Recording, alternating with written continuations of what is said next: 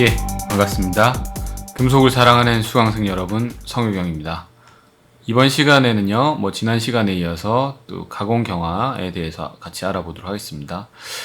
지난 시간에 우리가 봤던 것들은 단결정에서의 가공 경화 현상에 대해서 같이 공부를 했었고, 또 플라나 슬립, 크로스 슬립에 대해서 같이 공부했습니다. 그 다음에 이 콜드 워킹, 이 퍼센테이지를 이제 구하는 비율을 구하는 방법도 공부를 했고요.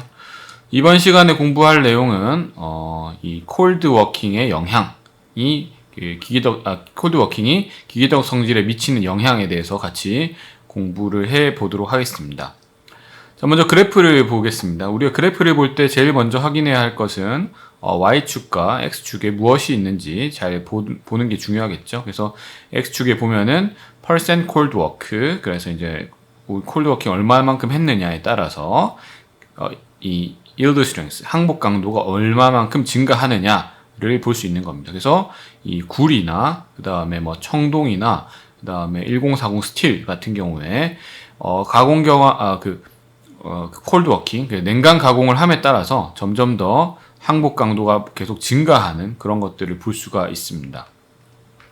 그다음 또한 이제 이 오른쪽에서 보시면요, percent cold working은 X축에 똑같이 있고 tensile strength죠. 그러니까는 인장 강도는 얼마만큼 증가하느냐, 똑같이 보시면은 둘 다 그래프가 그냥 이 콜드 워킹을 함에 따라서 항복 강도 이렇게 잘 증가하고 인장 강도도 증가하는 것들을 볼 수가 있습니다. 그래서 우리가 알 수 있는 것은 냉간 가공을 하면 항복 강도와 인장 강도 모두 다 증가한다라는 그런 사실을 알 수가 있겠습니다. 자, 그 다음에 이거는 이제 연신율이, 덕틸리티는 급격하게 감소합니다. 그러니까 이게 사실 중요한 건데요. 이 항복 강도나 인장 강도가 증가하는 것은 콜드 워킹 하게 되면은 약간 스무슬리, 약간 부드럽게 점차적으로 조금씩 증가하게 되고, 나중에 항복 강도 같은 경우에는 어떤 구간에서는 saturation 되는, 더 이상 증가하지 않는 것을 보여줍니다. 물론 인장 강도는 조금 더 증가하는 것들을 보여주지만, 이 두 커브에서 알 수 있는 것들은 이 약간 스무스하게 그냥 부드럽게 증가한다라는 것을 알 수가 있습니다. 하지만 우리가 이거를 덕틸리티로 갖고 오게 되면 연신율은 dramatically 또는 drastically 급격하게 감소하는 것을 알 수가 있습니다. 그래서 우리가 이 콜드 워킹 할 때 조심해야 되는 게 소탐 대시를 할 수도 있다라는 거죠. 강도를 높이기 위해서, 예를 들자면 어느 정도 강도를 높였지만 이게 반대로 이게 연신율이 너무 급격하게 감소하기 때문에 조금 얻기 위해서 많은 것을 잃을 수도 있다라는 그런 단점이 있습니다. 그래서 우리가 이 덕틸리티를 생각해 줘야 되겠고, 여기서 재밌는 사실은 처음에 엄청나게 급격하게 감소하다가 어느 일정 수준 이상이 되면 여기서도 약간 세츄레이션 되는 것들을 이제 우리가 볼 수가 있습니다. 자, 여기 TEM 사진에서 볼 수 있는 것들은 여기에서는 어떤 이제 이러한 전이 같은 것들을 이제 이런 것들은 그레인 바운더리가 되겠고요. 디슬로케이션 같은 것들, 이런 것들을 볼 수가 있습니다. 이렇게 보이는 건 아무것도 아닙니다. 이거는 프린지라고 해가지고 허상이 되겠고, 이렇게 라인 형태로 클리어하게 보이는 것들, 이런 게 디슬로케이션들이 되겠습니다. 그래서 디슬로케이션 덴시티가 증가하기 때문에 강도는 증가하지만 연신율은 감소하는, 그게 이제 콜드 워킹이 되겠습니다. 연신율 감소한 이유는 그만큼 연신율을 소모했기 때문이죠. 자, 그래서 이게 다시 이제 이야기해보면 restatement of the governing equation. 그래서 지배하는 인자가 무엇이냐, governing equation. 지배하는 수식이 뭐냐, governing equation for dislocation strengthening. 그래서 요게 굉장히 중요한 겁니다. 그래서 우리가 이 강도라고 하는 거는 우리가 아까 전에 전단 강도를 쓸 수 있다고 했는데, 전단 강도를 안 써도 되는 게 이 m이라는 값을 쓰게 되면은 바로 항복 강도나 인장 강도를 쓸 수가 있겠죠. 휴미드 팩터를 응용하면 됩니다. 그래서 휴미드 팩터를 이제 쓰면 되겠고, 또는 여기서는 테일러 팩터를 써도 되겠죠. 그래서 휴미드 팩터 또는 테일러 팩터 등을 활용을 하게 되면 여기에서 전단 강도라는 값을 이런 노멀 스트레스, 수직응력에 해당하는 항복 강도나 아니면 인장 강도로 바꿀 수가 있고요. 그 다음에 여기에서는 어떤 알파라고 하는 그런 개수가 들어가야 되겠고, G는 시어 모듈러스, B는 버거스 벡터, 로는 디슬로케이션 덴시티죠. 루트 로가 이렇게 들어가게 되겠고, 이걸 또 이제 다른 의미로 하면은 이 람다분의 1, 그러니까 람다가 이 그 어떤 방해물 사이의 간격이거든요. 그래서 간격이 넓으면 넓을수록, 좁으면 좁을수록 강도가 증가하기 때문에 이거는 이 람다분의 1이랑 루트로랑 관련이 있는 겁니다. 그래서 이런 식으로 생각할 수 있기 때문에 우리가 이 가바닝 이퀘이션, 그래서 전위 밀도와 강도에 미치는 강도를 이렇게 이런 식으로 정리를 할 수가 있습니다. 그럼 정리를 해보면요, 이 시그마라고 하는 거는 flow stress. 자, flow stress는 뭡니까? experimentally accessible through mechanical test. 이거는 그래서 실험적으로 우리가 얻을 수 있는 값이다라고 이제 이야기를 하는 것이 되겠고요. 그래서 실험적으로 뭐 항복 강도 또는 인장 강도를 얻어서 하면 되겠습니다. 그 다음에 m 값은 아까 말씀드렸던 average Taylor factor. 그래서 테일러 팩터는 여기서 보시는 것처럼 그 magnitude to about 3, 그래서 3 정도가 보통 for tension or compression, 그 인장이나 압축에서는 한 3 정도가 되겠고요. 대략적으로 수치가 depends on the nature of the deformation. 그래서 얼마만큼 변형이 되었느냐에 따라서 달려 있고, the texture and the crystal structure. 그래서 뭐 그 변형이 되었느냐, 그 다음에 집합 조직이 얼마나 있느냐, 그 다음 원래 결정 구조 어떠냐에 따라서 달라지게 되겠고요. 만약에 큐빅 소재에서 토션을 하게 되면은 이런 비틀림 시험을 하게 되면은 m 값이 대략적으로 1.73. 그래서 이 테일러 팩터는 이 그 전단 강도를 이렇게 이제 인장 강도 또는 이제 뭐 항복 강도로 바꿔줄 수 있는 그런 텀이다라고 보시면 되겠습니다. 자, 그 다음에 타우 0는 athermal stress. 이거는 이 athermal이니까 온도에 영향을 받지 않는 텀이라는 거죠. 그래서 이 온도에 영향을 받지 않는 스트레스, 전단 강도는 contributions from grain size hardening. 이거는 결정립 사이즈 크기에 따라서 이제 강도를 크게 해주고, 그 다음에 또 솔루트, 그래서 고용 강화나 결정립 크기 등에 대해서 결정되는 값입니다. 하지만 온도에는 영향을 받지 않는 값이 되겠고요. 알파라고는 geometrical factor이니까 이거는 this term accounts for both geometrical factors and for thermal activation. 이거는 이제 형상학적인 요인, 그 다음에 어떠한 온도적인 부분, thermal activation. 그래서 앞쪽에서 우리가 이 tau 0 여기에서는 이 온도적인 부분은 고려 안 됐기 때문에 알파에서는 그 온도적인 thermal activation이 고려되는 거고요. G는 여러분 잘 아시는 shear modululus죠. 그래서 must choose appropriate shear modulus for the slip plane used, temperature dependent. 그래서 이 G라는 값도 온도에 따라서 바뀌는 값이에요. temperature dependent. 온도에 따라 바뀌는 값이기 때문에 어떤 온도에서 했느냐에 따라서 G 값을 그 해당하는 맞는 온도에 대한 G 값을 넣어줘야 되겠습니다. B는 버거스 벡터죠. 그래서 derived from the force on a dislocation, the pitch and Keller equation. 그래서 이 버거스 벡터는 우리가 그 디슬로케이션과 어떤가의 디슬로케이션에 주어지는 힘, 하중, 포스 이런 부분에 의해서 유도가 될 수 있습니다. 이 유도하는 식은 피치 켈러 이퀘이션을 통해서 유도를 하게 되면 이 버거스 벡터에 대한 수치를 우리가 구할 수가 있겠고요. 그다음에 로가 이제 중요한 거죠. dislocation density, 전위 밀도입니다. 그래서 이거는 equivalent to the reciprocal of mean obstacle spacing depends on work hardening. 그래서 이거는 평균적인, 아이고 선이 이상하게 꺼지네요. 평균적인 그 방해물의 간격, 그래서 mean obstacle spacing이랑 관련이 있고요. 그래서 그렇기 때문에 이거를 어떤 경우에는 람다분의 1 이런 식으로 쓰기도 합니다. 그래서 depends on work hardening, 그래서 얼마만큼 가공 경화가 되었느냐에 따라서도 또 되는 것이고요.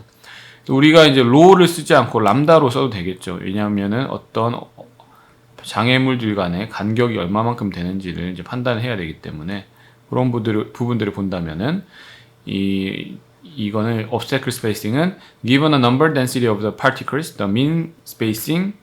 자, 그래서 이거는 평균적으로 이 간격은 n이라고 하는 거는 그거죠.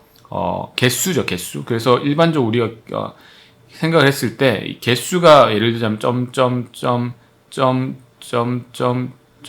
이렇게 있다 치면은 간격이라고 하는 거는 이거의 이제 루트. 왜냐하면 이 전체적인 개수는 면적처럼 되니까 제곱이고 간격은 그거의 1차원적인 개념이니까, 그래서 루트의 n에 해당하는 개념이 람다가 되겠죠. 그래서 람다니까 이거 람다분의 1로 하면은 우리가 전이 밀도랑 비슷한 그런 값으로 해석을 할 수가 있습니다. 그래서 이제 우리가 이 dislocation strengthening으로 에서 가장 이제 주의 깊게 봐야 할 수식은 요 식이 되겠고요. 이 식을 통해서 우리가 이러한 인자들을 알게 되면은 전이 밀도가 강도에 얼마나 많은 영향을 주는지, 어떻게 영향을 주는지에 대해서 수치적으로 우리가 계산을 해볼 수가 있습니다. 그래서 이런 부분들은 사실은 최근에 우리 연구에서도 많이 활용되고 있고요. 논문에도 많이 쓰고 하는 그런 부분들이 되겠습니다. 그래서 이 부분들을 잘 공부를 해 두시기 바라겠고요. 자, 그 다음에 보면요. The effects of plastically deformed polycrystalline metal at temperature less than TMR. 그래서 이건 무슨 말이냐면은 일단은 plastically deformed polycrystalline metal. 그래서 다결정 금속이라는 거죠. 그래서 이 소성 변형된 다결정 금속의 영향이 어떤 온도에서 less than melting point. 그래서 당연히 녹음 안 되니까 melting point보다 낮은 온도, 즉 고상일 때, 고체일 때의 여기서 소성 변형의 역할, 그 다음에 영향 이런 거 어떻게 되는지 보면요.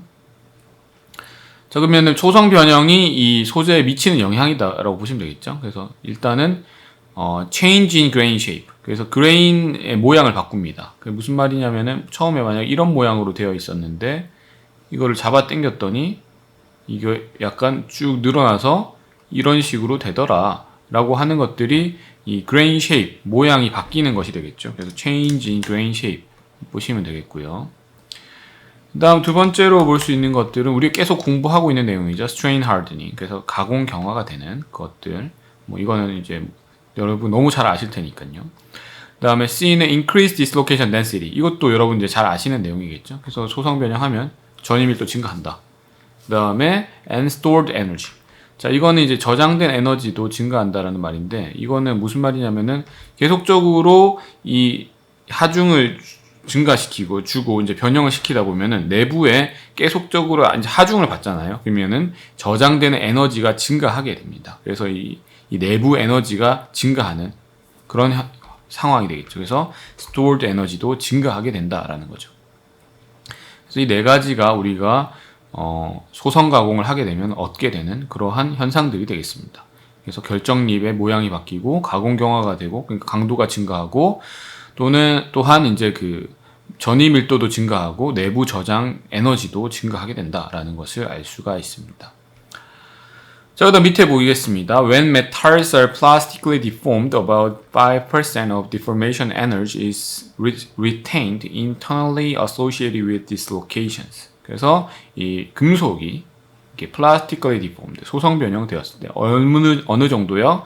약 한 5% 정도 변형이 되었을 때 deformation energy is retained internally. 그래서 내부에 이제 남는다라는 거죠. 그래서 이런 변형 에너지가 내부에 남는다. 뭐랑 관련이 있다라는 겁니까? associated with dislocations. 그래서 우리가 이 소성 변형 만약 한 5% 정도 했을 때 내부에 에너지가 남는데 그거는 dislocation과 관련이 있다라는 이야기가 되겠습니다.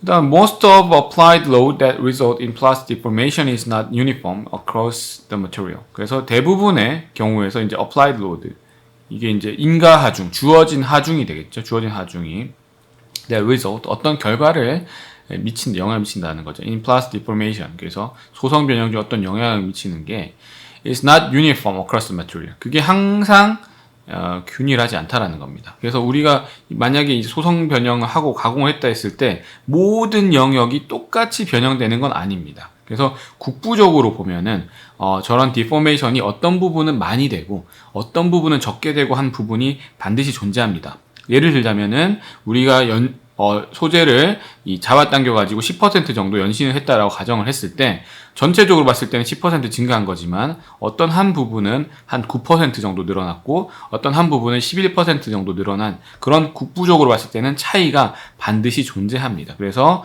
우리가 유니폼하지 않다, 균일하지 않다, 변형이 균일하지 않다라고 이야기를 할 수가 있습니다. 근데 전체적으로는 우리가 균일하다고 보는 거죠. 왜냐하면은 그거는 전체적으로 판단했을 때. 근데 하나하나 국부적으로 이렇게 굉장히 마이크로 스케일로 보게 되면 차이는 반드시 존재합니다. 자, 그 다음 보면요. Certain amount of stresses is retained in the material even when the load has been eliminated. 그래서 어떠한 경우에 스트레스 같은 경우에는 retained 남아있다는 거죠. in the material. 언제요? Even when the load has been eliminated. 그래서 이게 로드가 제거되고 나서도 그래서 어떤 로드가 없어지고 나서도 남아있는 스트레스가 있다라는 겁니다. 그래서 우리는 이미 하중을 다 제거했어요. 그래서 스트레스 레인 커브에서 만약에 보시면은 여기에서 만약에 이렇게 쭉 올라갔다가 하중을 제거했습니다. 그러면 사실 이쪽으로 왔다라고 하는 거는 원래는 스트레인이 0가 되어야 되는 거죠. 그죠? 변형된 건 이제 없는 것이 되어야 되는데 제거하고 나서도 남아있는 그러한 스트레스가 반드시 있을 수 있습니다. 그걸 우리가 뭐라고 하느냐? residual stress라고 하는 거죠. 이게 굉장히 중요한 건데요. 요즘에 핫 이슈죠, 이런 게. 그래서 residual stress. 그래서 residual 또는 retain이라고 하는 것들이 우리가 보통 남아있다. 남아있는 거 우리가 잔류라고 이야기합니다. 잔류라고 이야기를 하고요. 남아있다. 그래서 잔류, 남아있는 스트레스니까 스트레스는 우리가 응력이라고 하죠. 잔류 응력이라고 이야기를 합니다. 잔류 응력이라고 우리가 residual stress라고 이야기를 합니다. 그래서 이 잔류 응력이 굉장히 중요한 건데요. 왜 중요하냐면요. These stresses are less than the material yield stress. 이 잔류 응력은 당연히 소재의 항복 강도보다는 낮은 부분, 소재 항복 강도보다는 적겠죠. 항복 강도보다 높은 것이 있다면 또 변형이 이렇게 소성 변형이 돼버린 거니까 일반적으로는 항복 강도보다는 낮고요. The properties of cold worked metal, partially or totally, can be restored by recovery, recrystallization, and grain growth.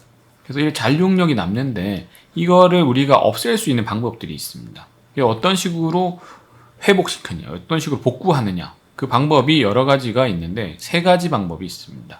그래서 첫 번째는 이 recovery, 회복이 되겠고요. 우리 회복이라고 하고, 그 다음에 두 번째는 recrystallization. 이걸 우리가 뭐라고 하냐면요. 재결정이라고 합니다.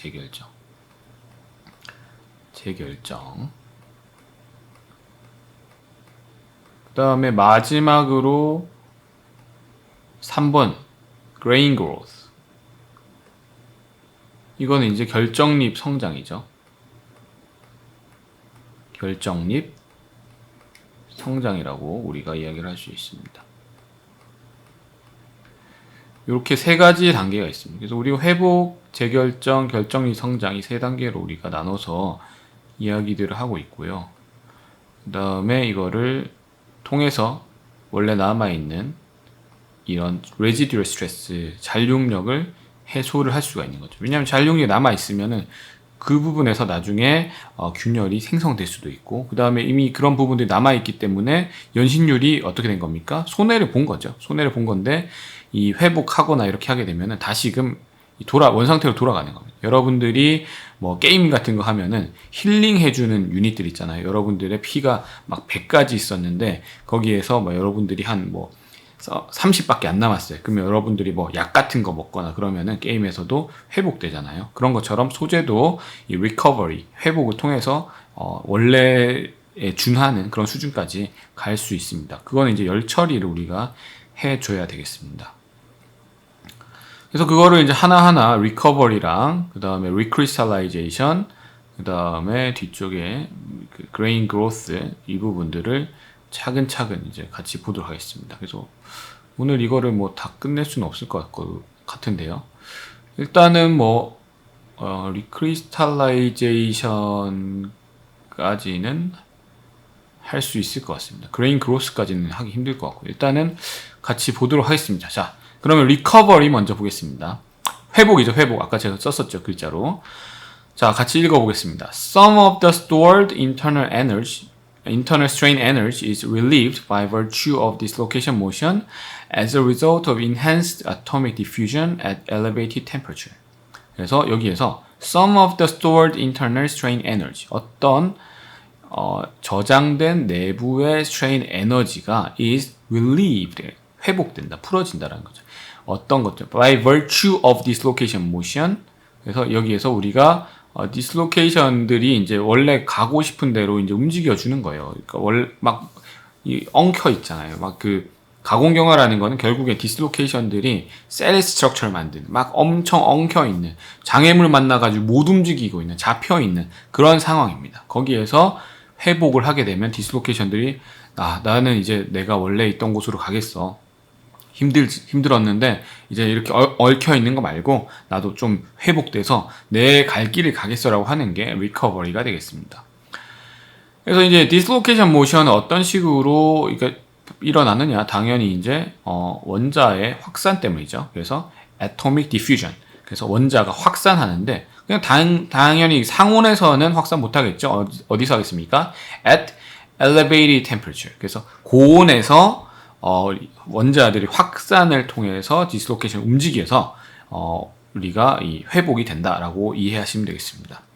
그러니까 고온을 우리가 보통 high temperature라고도 하지만 elevated temperature라고도 하거든요. 그래서 여러분들이 elevator, 그래서 여러분들 아파트 같은 곳에 이런 또는 높은 빌딩 갈 때 엘리베이터 탈 텐데 그게 이제 승강기, 올라간다라는 뜻이거든요. 그래서 elevated temperature라고 하는 거는 고온이라는 의미가 되겠습니다. 자, 그러면요. 여기서 보시면은 effects of recovery in cold work metals. 그래서 여기에서 이 회복의 영향, 회복이 cold worked metal, 냉간 가공한 소재에 미치는 영향에 대해서 같이 보도록 하겠습니다. 자, 그러면 우리가 지금까지 이 cold working 냉간 가공했을 때 가장 큰 단점이 뭐라고 했습니까? 앞에 잘 나와 있죠. 이쪽 앞쪽에. 강도는 이렇게 살짝씩 증가합니다. 조금씩 증가하지만 엄청나게 연신율이 떨어져요. 그러니까 이거는 너무 손해가 막심하죠. 그렇기 때문에 가공경화를 한 거에서 내가 만약 목적이 강도를 높이는 게 아니었을 수도 있어요. 나는 목적은 단지 그냥 grain refinement 좀 하고 그다음 또는 이제 원하는 형태에 가깝게 가기 위해서 소선 가공을 했는데 너무 잃는 게 많은 거죠. 너무 손해가 많은 겁니다. 많이 잃어버렸어요. 그럼 다시 회복해줘야 되겠죠. 그래서 회복을 어떻게 해주느냐? 회복을 해주는 겁니다. recovery로, 회복해주는 거죠. 그죠? 그래서 ductility increases. 그래서 다시금 연신율이 증가합니다. 다시 확보시켜주는 거죠. 그래서 감소시켰는데 원래 만약에 제가 30% 연신율 갖고 있었어요. 그랬다가 이 가공경화를 하면서 10%로 줄었는데 리커버리를 통해서 다시 한 20% 정도까지 회복을 시켜주는 그런 과정들이 되겠습니다. 그 다음에 여기에서 이제 반면 당연히 이제 감소하는 게 있겠죠. 우리가 원래 확보했던 yield and tensile strength decreases slightly. 근데 여기서 중요한 거는 slightly라는 겁니다. 그래서 항복 강도와 인장 강도가 감소하긴 하는데 slightly, 조금 감소한다는 거죠. 그래서 강도는 조금 감소하긴 하지만 연신율을 다시금 충분히 확보시켜주는 그러한 좋은 공정이 바로 이 recovery 공정이 되겠습니다. 그다음 당연히 여기서도 경도도 hardness decreases slightly. 여기서도 경도도 조금 감소하는 것을 알 수가 있겠고요. ductility가 증가했기 때문에 연성이 증가했기 때문에 toughness, 인성도 다 같이 증가하게 됩니다. metal toughness increases. 그래서 연성과 인성은 증가하고 강도는 살짝 감소하는 게 회복 과정이다라고 보시면 되겠습니다. 또한 중요한 게 뭐냐면요. electrical and thermal conductivity of metal is recovered to their pre-cold worked states. 그래서 또 회복되는 게 뭐냐면은 단순히 기계적 성질뿐만 아니라 electrical and thermal conductivity, 그래서 전기적 성질, 전기 전도도, 그다음에 열 전도도도 다 같이 회복됩니다. 왜냐하면은 콜드 워킹 하게 되면은 우리가 원하든 원하지 않든 디슬로케이션들이 막 셀 구조를 이루고 막 형태들이 그다음 그레인들도 모양이 막 바뀌어 있고 그렇기 때문에 우리가 원래 원하는 그러한 전기 전도도나 열 전도도를 갖지 못하게 됩니다. 하지만 원래 위치로 전이들이 돌아가게 되면서 여기에서 전기 전도도나 열 전도도가 다시 회복되는 것을 우리가 알 수가 있습니다. 그 다음에 보면요. There is no apparent change in the microstructure of the deformed material. 근데 이제 회복했을 때 좋은 점은 뭐냐면요. No apparent change in microstructure. 미세 조직이 눈에 띄게 막 그렇게 변하는 건 아닙니다. 눈에 우리가 봤을 때 막 관찰했을 때 바뀌었네 이런 정도는 아니고요. 내부에 전이 밀도가 좀 낮아지고 이게 디슬로케이션들이 갈 길을 찾아간 거지 미세 조직을 봤을 때 뭐 결정립이 변한다던가 그런 거는 전혀 없다라는 거죠. 그래서 눈에 크게 보이진 않지만 실제로 내부에서는 전이들이 잘 자기 자리를 찾아가고 또는 소멸되죠. 왜냐하면 전이 밀도가 낮아지기 때문에 그런 식으로 돼서 우리가 회복되는 그 다음에 연신율이 인성이 증가하는 것을 알 수가 있습니다. 그게 바로 이 회복 과정이 되겠고 하는 방법은 elevated temperature 높은 온도에 놔두면 되겠죠. 그래서 고온에서 조금 놔두게 되면은 이 회복을 하게 되는 겁니다. 이게 recovery가 되겠습니다. 자, 그 다음으로 이제 중요하게 볼 거, 사실 이거 굉장히 중요한 거죠. 회복 단계는 그러니까 살짝 해주는 거고요. 이건 좀 세게 해주는 겁니다. 세게 해주는 걸 우리가 뭐라고 하냐면 recrystallization, 재결정. 그래서 회복은 그냥 회복됐잖아요. 다시 좀 약간 복구했다 이런 건데 이거는 우리 물론 앞에도 이제 뭐 re라는 말이 들어가긴 하지만 여기는 re 다음에 crystallization이라는 게 하나의 단어잖아요, 그죠? 그러니까 재결정, 다시 결정립이 만들어진다. 다시금 뭔가 결정립이 새롭게 만들어지는 rebirth. 그래서 새롭게 태어나는 그런 개념이 되겠습니다. 그래서 recrystallization을 하게 되면은 원래 우리가 일반적으로 가공 경화 또는 이제 냉각 가공했을 때 cold work material에서 여기서 냉각 가공한 소재에서 처음에 어떻습니까? high dislocation density 굉장히 높은 전이 밀도를 가집니다. 그 다음에 lot of stored energy 내부에 에너지가 굉장히 많이 저장되어 있죠. 그 다음 very strong 강도가 엄청나게 높고요. not very ductile 그 다음에 이 연신율은 그렇게 높지 않은 뭐 여러분들 잘 알고 있는 이 네 가지 특징들이 있습니다. 근데 이 네 가지 특징이 여러분들이 원해서 한 건 아니라는 거죠. 가공을 하다 보니까 저렇게 얻게 된 겁니다. 그럼 그거를 회복하고 또는 재결정해주는 그런 과정이 필요한 거죠. 재결정은 훨씬 더 확실한 방법입니다. 그래서 재결정하게 되면 확실히 low dislocation density 전이 밀도를 확실히 낮춰주고요. 다음 no stored energy 이거는 이제 no라고 되어 있어요. less도 아니고 no stored energy 그러니까는 거의 재결정하게 되면 내부에 저장된 에너지 없습니다. 아예. 그냥 완전히 원래 상태로 애기 상태로 돌아간다고 보시면 되겠습니다. 그 다음에 재결정하게 되면은 이건 아예 이제 강도가 떨어지기 때문에 강도가 뭐 크게 떨어지지는 않지만 살짝 떨어지기 때문에 많이 떨어지기 때문에 weak라고 볼 수 있겠고 소재 자체는 덕타일 연성이 높은 연성 소재로 바뀌게 됩니다. 자 여기서 이제 그 구분을 해봐야 되겠죠. 그럼 recovery 회복과 그 다음에 recrystallization 재결정 어떻게 다른가? 회복은요 after recovery 회복하고 나면은 grains remain at relatively high energy state. 그래서 여기서 볼 수 있는 것들은 grain들은 remain at relatively 상대적으로 high energy state. 그래서 상대적으로는 높은 에너지 스테이트, 높은 에너지 영역에 그래도 그대로 있게 됩니다. 이게 왜냐면은 아까 말씀드렸던 것처럼 recovery는 no apparent change in the microstructure. 그래서 그레인들 자체가 막 바뀌고 그런 건 아니기 때문에 그레인들은 사실은 뭐 회복을 하고 나서도 high energy state. 그래서 굉장히 높은 에너지 상태는 그대로 거의 가지고 있습니다. 물론 내부에 당연히 말씀드렸던 것처럼 좀 회복되는 부분들이 있지만 그래도 크게 봤을 때 relativelly라는 거죠. 그러니까 relatively. 그래서 상대적으로는 아직도, 그러니까 떨어지긴 했지만 아직도 여전히 높은 위치다라고 생각하시면 되겠습니다. 그런데 이걸 재결정을 하면요, recrystallization 하면 formation of a new set of strain free. 이거 되게 중요한 겁니다. A new set of strain free and equexed grains, low dislocation density. 다 중요한 말이네요. equexed grains and low dislocation density. 다 중요한 이야기입니다. 자, 제일 중요한 게 이겁니다. A new set of strain-free and equexed grains. 이게 무슨 말이냐면은 새로운 결정이 만들어진다는 그 재결정입니다. 그러니까 새로운 게 만들어지는 게 무슨 이야기냐면요. 자, 우리가 처음에 그레인이 이렇게 커다란 애가 있었어요, 만약에. 근데 이거를 냉각 가공하면은 이렇게 막 쭉쭉 늘어나고 그다음 디스로케이션 많아지고 하니까 약간 쭈글이 된단 말이에요. 쭈글쭈글이 이렇게, 그죠? 쭈글쭈글이가 됐어요. 회복을 하게 되면은 이 상태 그대로에서 쭈구리였는데 약간 주름 펴주는 살짝 보톡스 맞아주는 그 정도가 되겠습니다. 이게 회복인데 recrystallization은 뭐냐면 아예 여기에서 그림을 그릴 때가 애매한 여기 그리겠습니다. 여기에서 보시는 것처럼 아예 내부에서 새로운 그레인들이 이렇게 생겨나는 거예요. 작은 그레인들이. 이런 뭐 디스로케이션 같은 데서도 생길 수 있고 또는 그레인 바운더리에서도 생길 수 있겠죠. 이게 굉장히 미세한 작은 그레인들이 새로 생기는 과정이 바로 새로 생기는 상황이 리크리스탈라이제이션이 되겠습니다. 새로 생겼잖아요. 그러니까 새로 생겼으니까 내부에 디스로케이션이 있을까요? 없을까요? 거의 없습니다. 그러니까는 여기에서는 new set of strain free. 그래서 거의 그러니까 strain으로 봤을 때는 strain 없는 거죠. 그러니까는 아기가 태어났다고 보시면 되겠습니다. 이 쭈글쭈글이는 이제 여러분들이 이제 나중에 나이가 들면 이제 주름이 생기고 그러잖아요.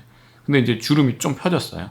주름 펴지는 것만으로 되는 게 아니라 아예 새롭게 아기들이 딱 태어났다고 생각해 보세요. 굉장히 피부도 좋고 그렇잖아요. 그런 것처럼 굉장히 그냥 strain free한 그러한 equexed grains. 여기서는 등축정 그레인이라고 해요.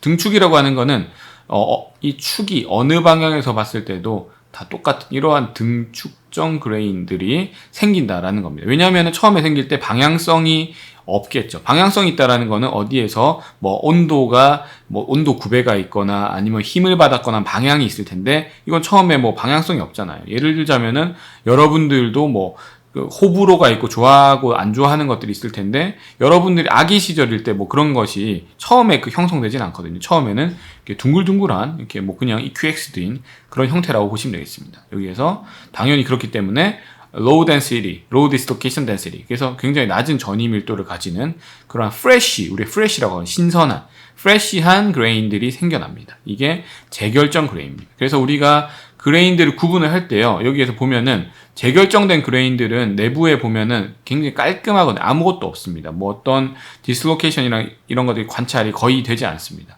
하지만 냉간 가공한 그레인들은 내부에 보면은 엄청나게 높은 디스로케이션들이 막 이렇게 존재하고 있죠. 막 이런 식으로 있으니까 이 그레인 내부만 관찰하더라도 뭐 이게 리크리스탈라이제이션 된 건지 아니면은 그냥 뭐 냉간 가공한 건지는 알 수가 있습니다. 그런 부분들을 볼 수가 있겠고요. 자, 그 다음으로 이제 구동력, driving force죠. 구동력 보겠습니다. 이거 뭐 어떻게 만들어지냐? Difference in internal energy between strained and unstrained material. 그러면은 이 재결정이 왜 되는가? 어떻게 되는가? 재결정되는 원동력, 구동력이 뭔가? 그 차이 때문이에요. 차이. 무슨 차이냐? Internal energy. 그 내부 에너지의 차이. 어떤 것과 어떤 것이요? Strained and unstrained material. 자, 예를 들자면은 그림을 다시 그릴게요. 여기에다가. 그러면은 이 소재가 이렇게 그레인을 하나 그려볼게요. 그레인이 있는데 소성 변형이 좀 됐어요. 그러면은 이 부분들이 엄청나게 변형이 된 부분이라고 보겠습니다. 근데 이게 변형이 100% 되진 않거든요. 그죠? 100% 내부의 변형이 안 된 영역도 있으면 거의. 그러면은 보시면은 이 선을 그은 영역과 선을 긋지 않은 영역은 당연히 이 인터널 에너지가 차이가 있겠죠. 그럼 차이가 있기 때문에 여기에서 주변에서부터 어떤 현상이 생기냐면은 새로운 그레인들이 막 이렇게 생겨나는 인터널 에너지 차이가 있기 때문에 새로운 그레인들이 막 생겨나는 이러한 상황이 될 겁니다. 이게 바로 리크리스탈라이제이션의 구동력이 되겠습니다. 그래서 뭐 그레인 바운더리에서도 생길 수 있고요. 구동력은 뭐라고요? 이 내부 에너지 차이. 그래서 변형된 것과 변형되지 않는 부분의 내부 에너지 차이에 의해서 재결정이 된다라고 아시면 되겠습니다. 그 다음 보시겠습니다. 뭐 새로운 거 new grains form as small nuclei. 그래서 새로운 그레인들은 처음에는 굉장히 작은 핵으로 생성됩니다. 처음에 당연히 처음부터 큰 것이 만들어질 수는 없겠죠. 그래서 굉장히 작은 그레인들이 미세한 그레인들이 만들어지는 거죠. 아까 제가 계속 그림을 그릴 때도 뭐 엄청나게 큰 그레인이 만들어지는 거 안 보여드렸잖아요. 그림을 딱 이렇게 미세한 것들을 그렸잖아요. 그게 실제로 재결정이 되면 작은 그레인들이 여러 개가 생겨납니다. 그다음 나중에 되면은 grow and replace parent material. 그래서 나중에 되면은 성장하고 그 다음에 원래 있던 그 소재 또는 뭐 그레인들을 대체하게 되는데 여기에서 그게 되려면 short range diffusion. 그래서 어떠한 그 단범위 내에서의 어떤 그 확산들이 있어야만 원래 있던 것처럼 좀 대체하고 커지고 할 수가 있습니다. 하지만 맨 처음에 포메이션 자체는 굉장히 작은 그레인이 생성된다라는 거죠. 나중에 시간이 지나서 확산이 되면 조금씩 더 커질 수 있다라는 겁니다. 마지막으로 보면요. The process is a heat treating process called annealing. 그래서 이러한 공정을 우리가 열 처리 중에서 뭐라고 하냐면은 어닐링이라고 이야기해요. 어닐링. 풀어준다. 충분히. 그래서 여기에서 뭐 한국말로는 소둔이라고 하기도 하고요. 어닐링이라고 이해하시면 되겠습니다. 어닐링은 내부의 스트레스를 줄여주는 게 어닐링이에요. 열 처리 종류가 굉장히 많은데 이 어닐링의 목적은 강도는 좀 낮추지만 연신율을 확보시켜주는, 그 다음에 내부의 스트레스를 좀 줄여주는 게 어닐링, 열 처리를 하면서 회복 또는 재결정을 도모하는 열 처리가 바로 어닐링이 되겠습니다. 그래서 이런 어닐링 requires high temperature. 그래서 이 어닐링 공정은 굉장히 높은 온도, high temperature, 높은 온도가 필요하다라고 이야기를 할 수가 있겠습니다. 여기까지 리크리스탈라이제이션 정리를 좀 했고요. 시간이 없으니까 다음 시간에 이 뒤쪽 미세 조직이랑 또 재결정 관련해서 이야기들을 또 계속 하도록 하겠습니다. 예, 감사합니다.